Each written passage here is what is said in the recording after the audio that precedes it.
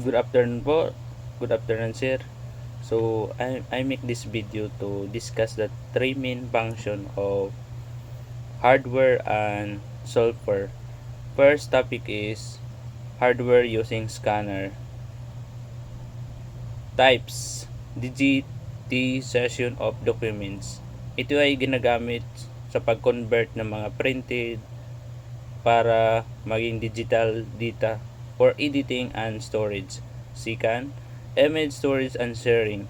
Ito ay para makasave sa mga PDF, JPG, and PNG or picture para easy silang makashare ng sa any device. So third, integration with system. Ito ay ginagamit sa OCR to extract text from image to make files searchable and editable. So the second topic is Microsoft Teams using software.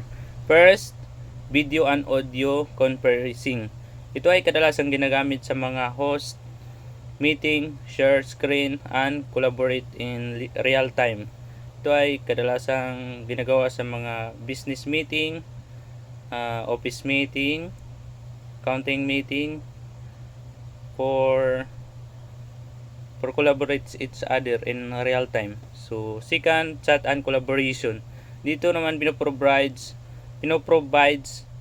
ang mga message sa group, channels, and file sharing para ma-enhance and good. And third, integration with Office 365. So, dito naman kinukunik at ginagamit nila ang Word, Excel, PowerPoint, and Outlook for seamless workflow para mabilis ang gawain.